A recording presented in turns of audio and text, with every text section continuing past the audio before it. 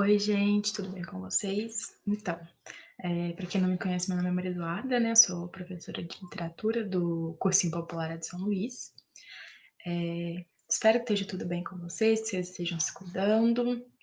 E a aula de hoje é sobre humanismo, né? A gente vai seguir com a segunda parte do humanismo. E a primeira parte está no canal já. O humanismo foi dividido em dois. E para você poder entender essa aula, você vai precisar assistir Humanismo parte 1 e Trovadorismo, tá? Então eu vou deixar nos cards aqui para vocês o link dessas duas aulas. Assiste primeiro Trovadorismo, depois Humanismo parte 1 e aí Humanismo parte 2, bacana? Então vamos lá. Primeiro eu quero pincelar de novo algumas características principais do humanismo que a gente já falou no último vídeo. Primeiro a gente tem a racionalidade, né? No humanismo a gente tem essa... É um momento de transição entre o trovadorismo e o classicismo, e a Idade Média e a Idade Moderna. Então, nesse momento de transição, a gente deixa um pouco mesmo, essas ideias da Igreja Católica, e ela não influencia mais tanto politicamente e nas artes. A gente começa a usar um pouco mais da racionalidade devido a vários fatores que eu já falei na última aula. Aí a gente também tem o antropocentrismo. E o que é o antropocentrismo? Lá no trovadorismo, a gente tinha como base a ideia teocêntrica. O que é a ideia teocêntrica? De que Deus é o centro de tudo. Quando a gente passa para o humanismo, que o olhar começa a se voltar mais para o homem, a gente passa a ter uma ideia antropocêntrica, que é o quê? O homem no centro de tudo. Junto com isso, a gente tem um cientificismo. Todas essas três primeiras características, elas meio que andam juntas, né? O cientificismo é uma das grandes características pelos grandes avanços científicos que a gente teve nessa época. E aí ela acaba se tornando mais presente. A gente também tem a valorização do corpo humano e das suas emoções, né? O homem começa a olhar mais para o homem, então ele começa a valorizar mais o que é o corpo humano, o que é as emoções, como que o ser humano age. E também, por último, a gente tem a busca da beleza e da perfeição. Tinha muito idealismo dentro do humanismo, principalmente nas poesias palacianas. A gente tinha essa busca de um ser perfeito, belo, tá bom? Então agora a gente vai passar para a segunda parte mesmo, que a gente ainda não falou. Então, gente, o humanismo em Portugal, né? O que deu início, assim, principalmente no humanismo em Portugal, o humanismo literário, foi a nomeação de Fernão Lopes para cronista-mor da Torre do Tombo, e foi em 1527. E isso aconteceu, né, porque ele trouxe grandes inspirações literárias baseadas na nova medida, que foi chamada de doce estilo novo. E aí esse fato permitiu o início do classicismo como uma escola literária, porque como eu falei, tem essa transição, né, de trovadorismo ao classicismo, tem o humanismo nesse meio. E aí esse carinha aqui, ó, do lado é o Fernão Lopes, tá? E ele foi muito reconhecido pela nobreza da época. Ó, o humanismo é considerado um período muito rico, né, na produção literária portuguesa, principalmente após a nomeação de Fernão Lopes. E é nessa fase que Gil Vicente, que é esse carinha aqui do lado, desenvolve o teatro popular, e ele fica muito conhecido por esse teatro popular, ele foi considerado, né, o pai do teatro português. E ele escrevia autos e farsas. E dentre esses, os que mais se destacavam, né, eram o Auto da Visitação, o Velho da Horta, o Alto da Barca do Inferno e Farsa de Inês Pereira. E sabe aquele filme, aquela peça de teatro que a gente conhece bastante aqui no Brasil, que é o Alto da Compadecida? Então, ela foi inspirada, né, e baseada nas obras de Gil Vicente. O autor Ariano Suassuna, ele se baseou nos autos de Gil Vicente para fazer o Alto da Compadecida. Aqui a gente tem um pouco mais algumas obras humanistas. Primeiro a gente vai falar das de Fernão Lopes, né? Ele fez, a pedido do rei Dom Duarte, né?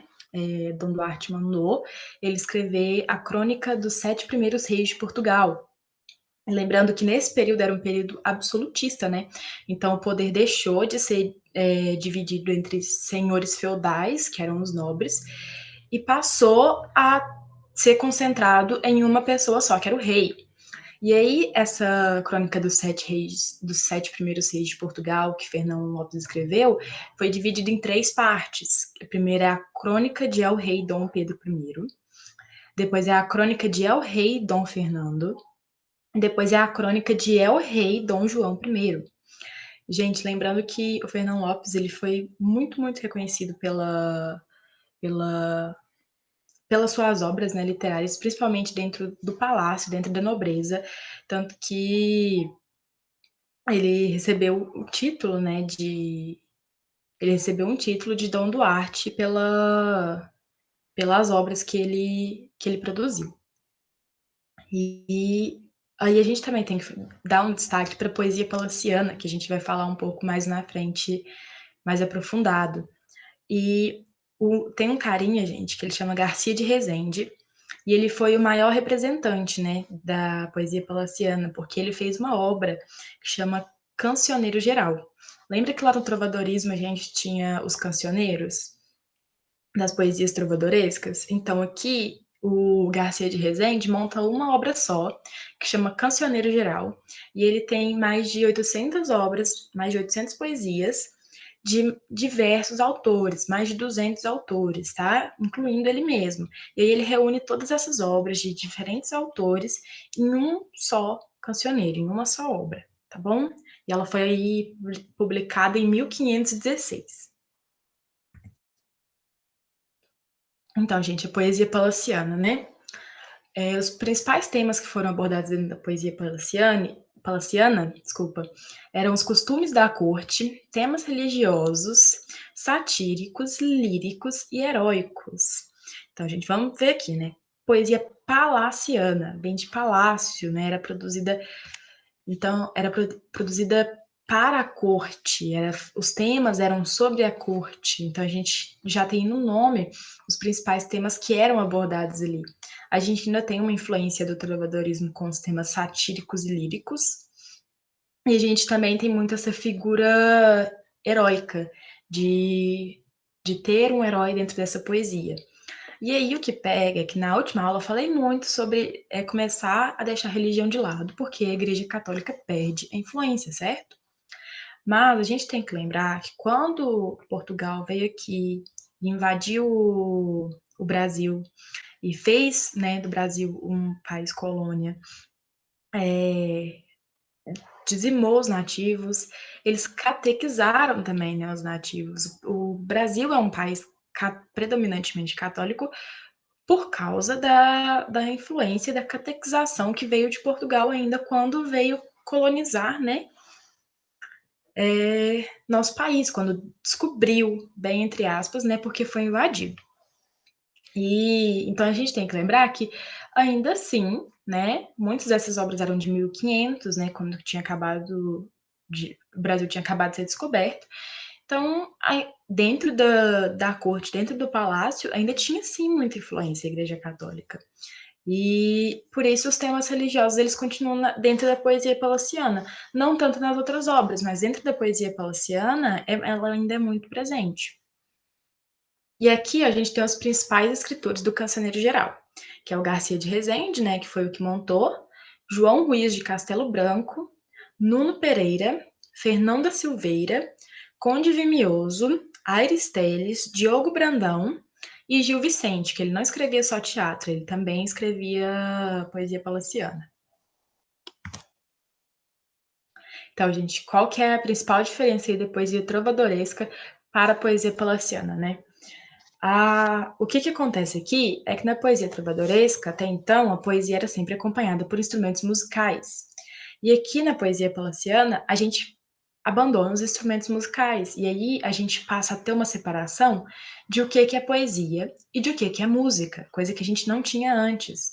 E aí a gente começa a ter essa noção que a gente tem hoje, de que música é música, de que poesia é poesia, e que por mais que uma ainda influencie a outra, por exemplo, dentro de métrica, de ritmo, de expressividade, de ainda ter essas coisas que lembram, né, as rimas que ainda são presentes por causa que antes ainda era um formato musical, por mais que ainda se influenciem, elas passam a ter uma separação. E aí música se torna diferente de poesia. E a gente tem muito uso de figuras de linguagem também, presenças de idealismo, de sensualidade, como eu falei que no humanismo era muito presente essa característica de buscar um ser perfeito, buscar um ser belo. E como o homem passa a olhar mais para o homem, ele também começa a falar da sensualidade do homem, de o que que daquilo que não tem como ser mais humano possível, né, que é a sensualidade. E o principal é que, dentro da poesia palaciana, a gente tinha um formato de composição, né, que era a presença das redondilhas, tá. E o que eram essas redondilhas? Eram 5 ou 7 sílabas poéticas, tá bom?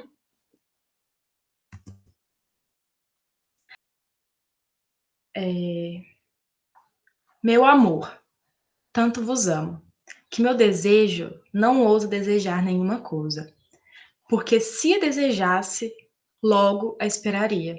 E se eu a esperasse, sei que vos enojaria. 1000 vezes a morte chamo, e meu desejo não ousa desejar-me outra coisa. Né, com um trechinho só de Conde Vimioso. E aqui, né, nesse trechinho, a gente vê que o eu lírico, ele tem, assim, é um amor idealizado, né, porque ele não possui essa mulher, não possui essa pessoa, mas ele a tem como o objeto de maior desejo dentro dele, não tem nenhuma outra coisa que ele pudesse desejar, então esse ser, ele é perfeito, ele é tudo que o eu lírico quer, né, então a gente vê muito essa idealização. E aqui, ó, a gente vê que também tem o principal desse trechinho, né, é essa contradição, né, que ele vive, porque o desejo é assim, um dos sentimentos mais humanos, né, que tem, eh, ele não consegue desejar nenhuma outra coisa. Mas, se ele deseja, ele não pode ter, então ele quer desesperadamente não desejá-la. Só que o desejo dele não consegue desejar outra coisa, então por desejar tanto ela, ele não pode ter, né. Então, o Eurico vive essa contradição. E aqui, a gente vai passar por alguns exercícios comentados, né, só pra gente ter um pouquinho mais de prática. Aqui embaixo já tá a resposta, vai ficar para vocês verem, mas a gente vai conversar o porquê, né, que é essas respostas. Então vamos lá, sobre a poesia palaciana, assinale a alternativa falsa, tá, gente? Letra A. É mais espontânea que a poesia trovadoresca, pela superação da influência provençal, pela ausência de normas para a composição poética e pelo retorno à medida velha. Então, gente, vamos ver um negócio aqui. A medida velha é como eles chamam essas redondilhas menores, tá bom? E aqui tá falando, ó, que tem um retorno à medida velha, mas ao mesmo tempo tá falando que não tem normas de composição poética. Isso é uma mentira, por quê, né, gente? Porque esse retorno da medida velha, ela é uma norma de composição poética. Então, se tem o retorno da medida velha, tem uma norma de composição poética. Então, essa alternativa se torna falsa. E a gente também tem que ver nisso aqui, que é a superação da influência provençal, porque não tem essa superação, né? A gente continua tendo uma grande influência. A poesia palaciana é de dentro da corte, né? Ela fala sobre os costumes da corte, sobre religiosidade.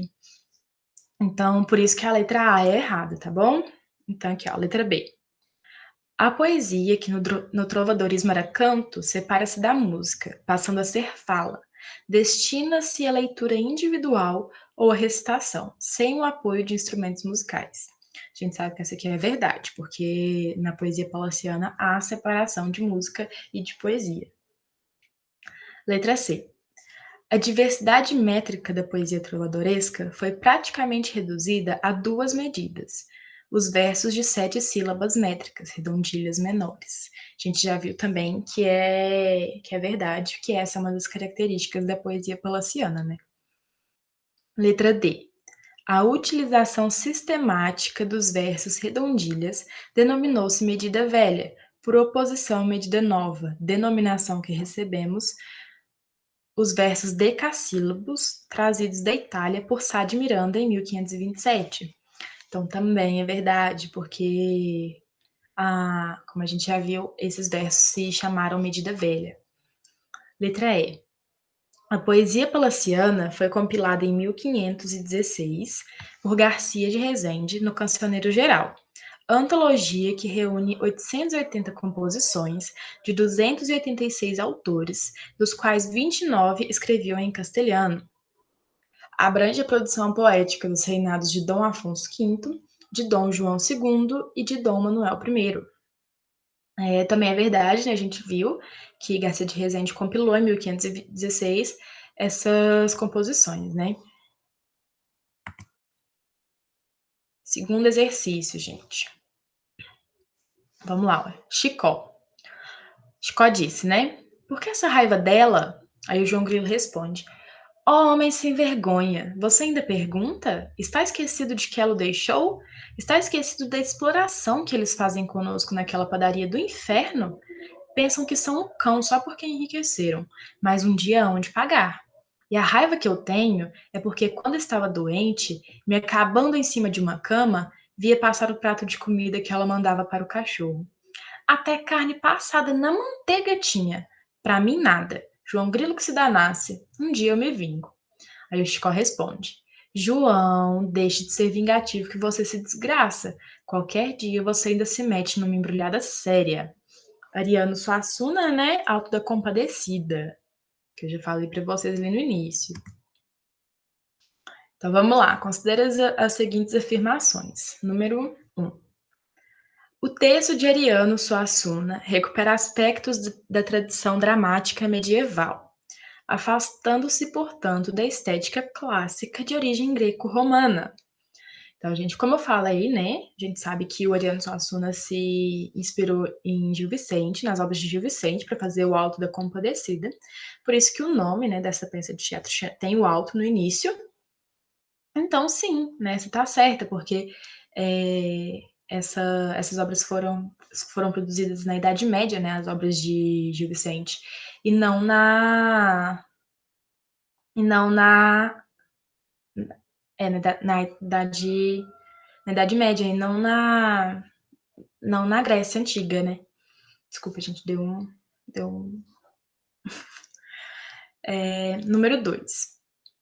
A palavra alto no título do texto, por si só, sugere que se trata de uma peça teatral de tradição popular, aspecto confirmado pela caracterização das personagens. Como a gente viu lá, o Gil Vicente foi conhecido por fazer teatro popular, né? Por produzir esse teatro. E sim, né? O Ariano Suassuna ele se inspirou em Gil Vicente para fazer essa obra. E aqui, ó, quando fala que o aspecto é confirmado pela caracterização das personagens, é porque a gente vê que esse teatro popular ele falava do povo, né? Ele queria representar o povo, ele queria representar as dificuldades e essas realidades. E aí por isso que o Alto da Compadecida é isso, né? A gente vê, por exemplo, no filme, que eles mostram as mazelas, né, do povo. E o teatro de Gil Vicente também tinha essa intenção, então essa também tá certa. Número 3. O teor crítico da fala da personagem, entre outros aspectos, remete ao teatro humanista de Gil Vicente, autor de vários autos, como, por exemplo, o Alto da Barca do Inferno. Sim, também, vocês já estão cansados de ouvir eu falar isso, né? Que foi inspirado nas obras de Gil Vicente. Então, todas estão corretas, né? Aqui está pedindo para assinalar. Então, a resposta também é a letra A, se todas estiverem corretas. Gente, obrigada, tá? A aula vai ficando por aqui. Deixa o joinha para cima se essa aula te ajudou, compartilha com os amigos de vocês, com quem vocês conhecem, que vão fazer o Enem esse ano, que estão precisando se preparar. Vão dar uma olhada nos outros vídeos do cursinho, tá tendo vídeo sobre de todas as matérias, tá? E é só isso, se inscrevam no canal e deixem aí embaixo se vocês curtiram esse novo formato de vídeo, se vocês acham melhor voltar pro outro, mas eu quis tentar esse porque eu acho que ele é mais ilustrativo, tá bom? Então, um beijinho, se cuidem, fiquem bem.